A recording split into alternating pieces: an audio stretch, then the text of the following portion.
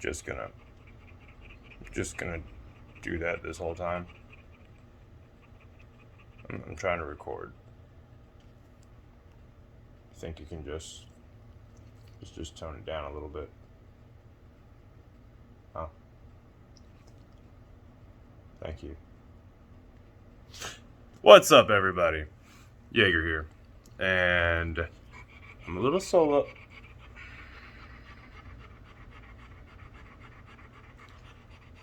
Doing a solo this time.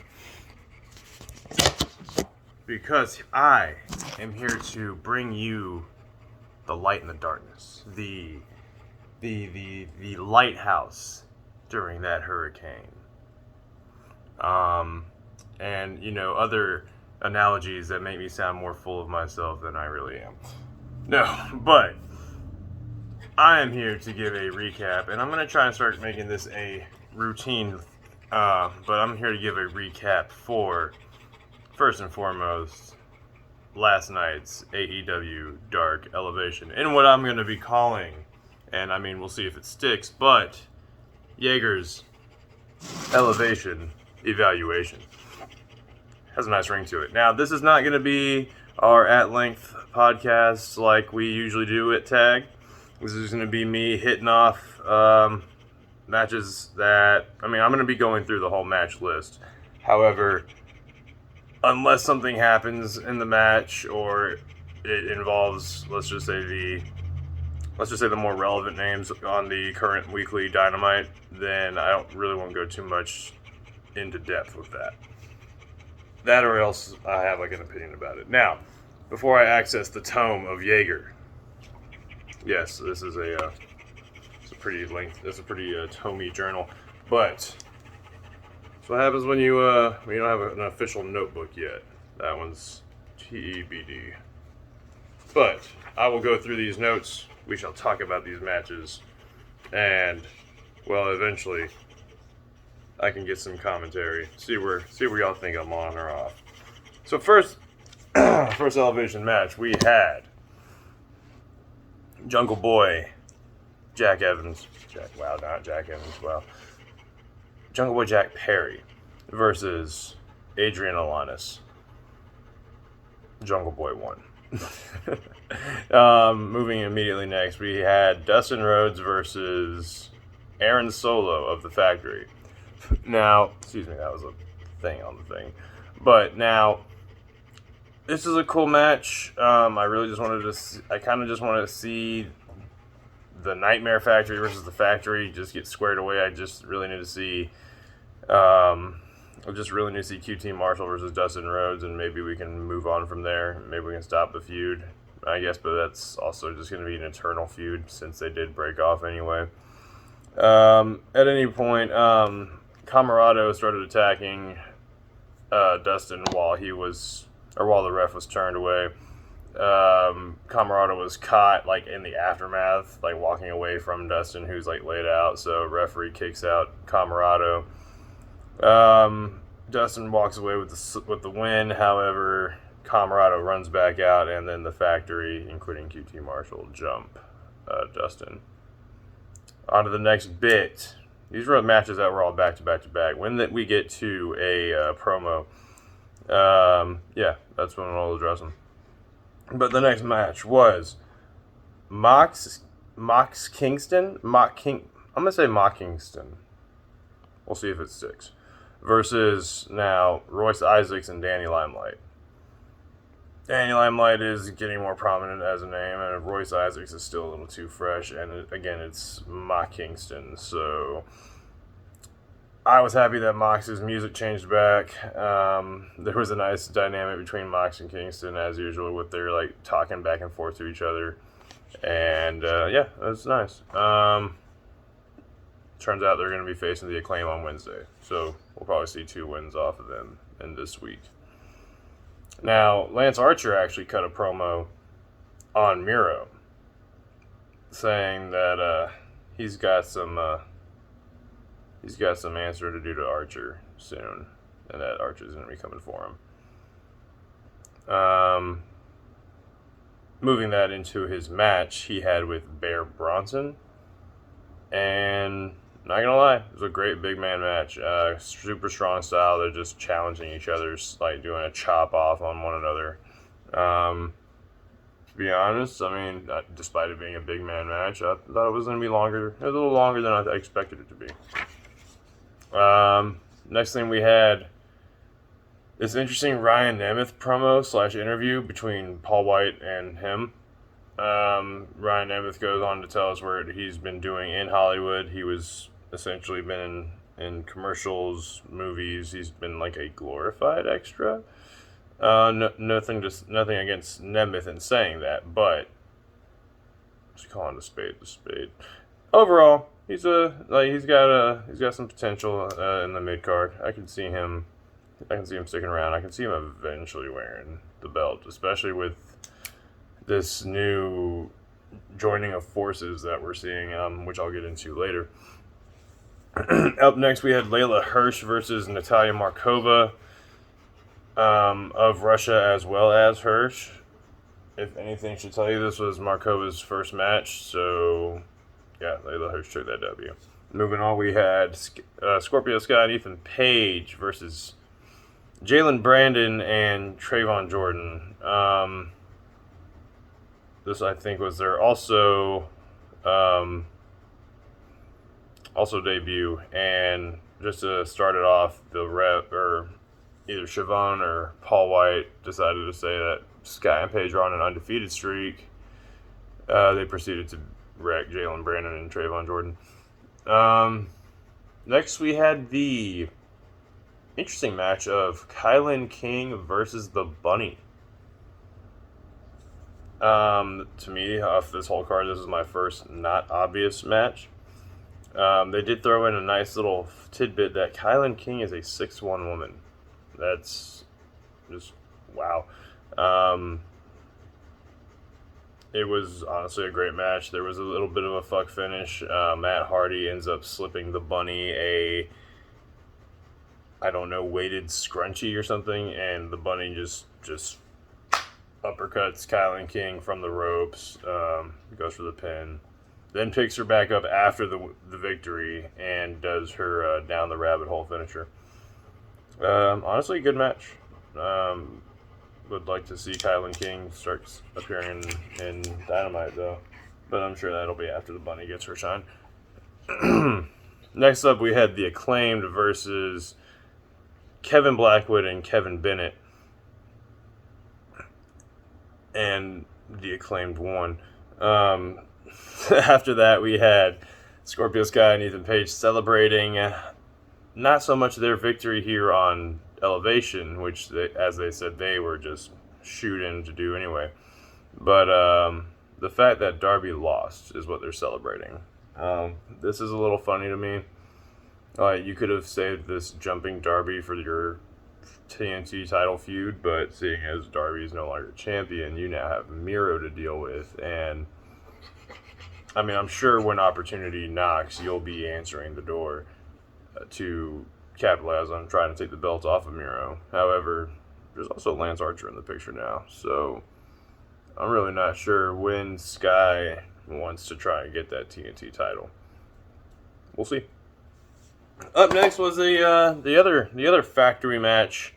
We had QT Marshall and Baron Black facing off, and of course the factory got involved. I felt like the match took a little too long. If you're the leader of the factory, you should be coming on a little bit stronger. I could have fast forwarded it, like maybe I didn't realize how much I was fast forwarding at a time. I could have been the issue, but I felt like the match took a little longer than it should have. Next, QT Marshall won. Next, we had Joey Janella versus Daniel Garcia. I don't know. Garcia had this really intense, like, at the camera as they gave him the jobber entrance. He's just like you're confused if he wants to fight or. Anyway, Joey Janella ends up taking that W, gets that's 6 in his last 9 matches, so we'll see. I think I just got hyped for this because Anthony Ogogo says what's on my mind sometimes. Well, in this case he did. But I thought it was interesting that Anthony Ogogo decides to cut a pretty face heel, like a tweener promo. Not so much to say that he's like the heel, because he's already been labeled as such by Cody Rhodes because of all his hatred of America speak. I am sorry about him, but he just came from the park and he's tuckered out. Anyways, he's got water. He just neglects it. Anyways, so I thought he just cut a real promo, just that real as in, addressing the real world issues. But Gogo says he doesn't hate America for people like Cody Rhodes, or like the fact that Jacksonville is a piece of shit town, or this or that, but because of the way the country treats like everything. Like, look at the starving children, look at the kids in cages, or look at the homeless. He hit up on some real issues. I guess just was a political clapback to Cody, because Cody got a little too political. I don't know.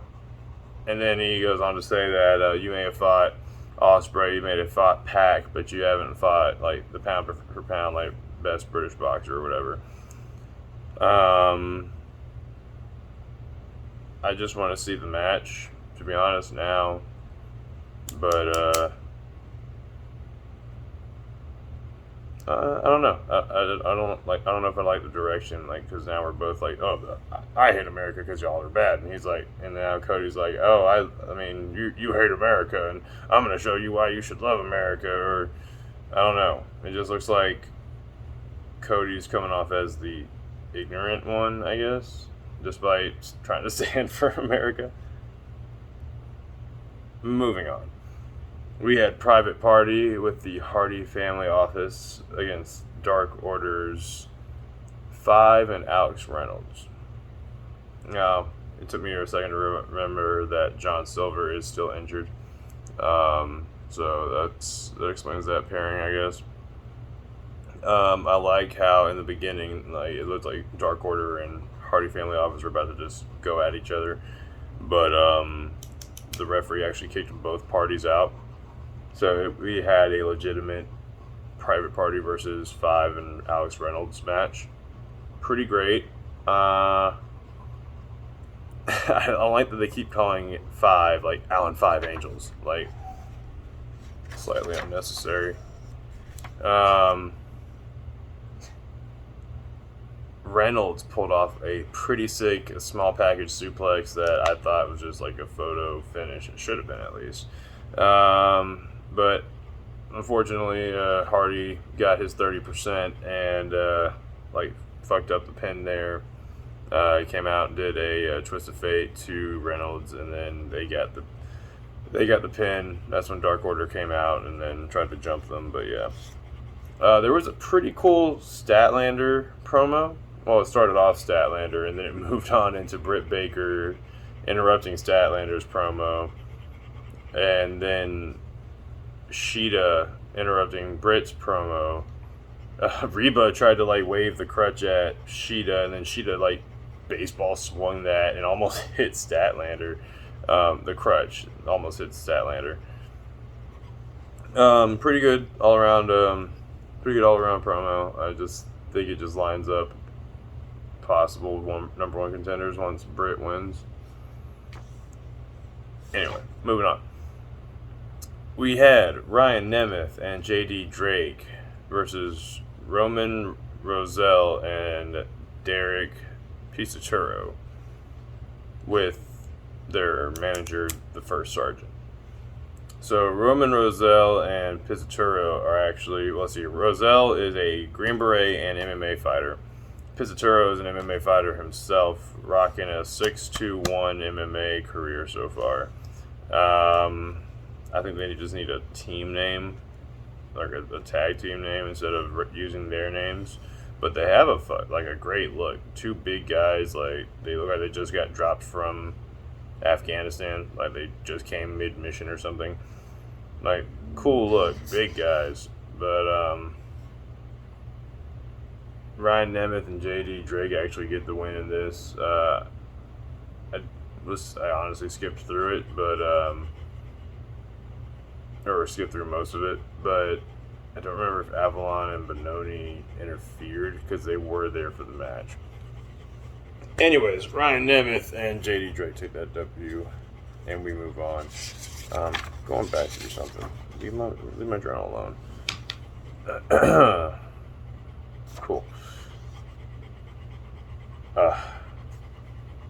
Next, we had a very special match. But it's always special when Ty graces the ring. And Loki keeps his mouth shut through this. Anyways. Ty. Kaya Dream was her opponent. And this was a 3-minute match where Ty just rocked it. Next. Hardy cut a promo on Reynolds and Silver, and the Dark Order. But pretty much Hardy's like, last week I put you in the Leech, which is Hardy's new submission move. And now he hit him with a Twist of Fate. He's like, how about I hit your buddy Silver and put him in this Leech, which is just a weird way, or a weird name. But anyways, he's just calling them out. Next we had Robo versus Penta El Cero. Penta won and got all the pyro doing it. Well, before the win, but yeah. Next we had Mi Amor, Thunder Rosa, versus Robin Renegade. Thunder Rosa was nicer than T.A.G was. That was a 5-minute match. Alright, so to get back into it, we had a promo of Nemeth and J.D. Drake and Avalon and Benoni talking about, like, what are we getting ourselves into? What are we doing winning? Like, this and that.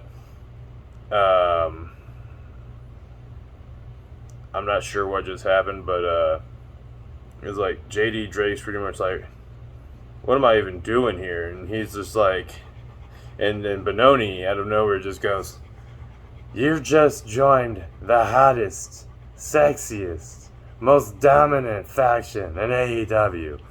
And then they said, you know what to do. And they all put their pinkies out like this. But, pinkies all over. And then J.D. Drake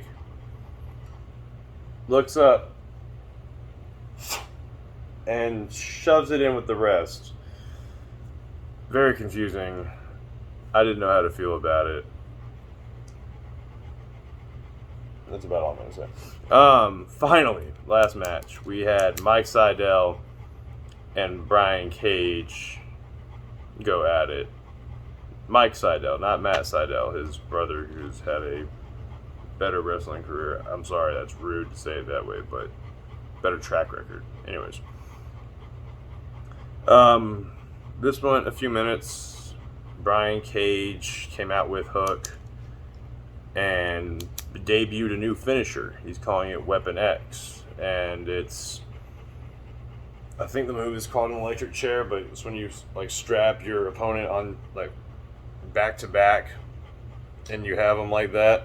But instead, he whips, or he curls them. Yeah, he curls them and then drops. It looked cool, but it looked a little overly complicated. Like, I don't know how often he'll get that off unless he's fighting, like, smaller people. But then again, it's Brian Cage. So, yeah, he'll probably be fighting smaller people. Anyways, that's it for me. Just wanted to go through AEW Dark Elevation on my evaluation of it. And wanted to keep y'all informed and in the know.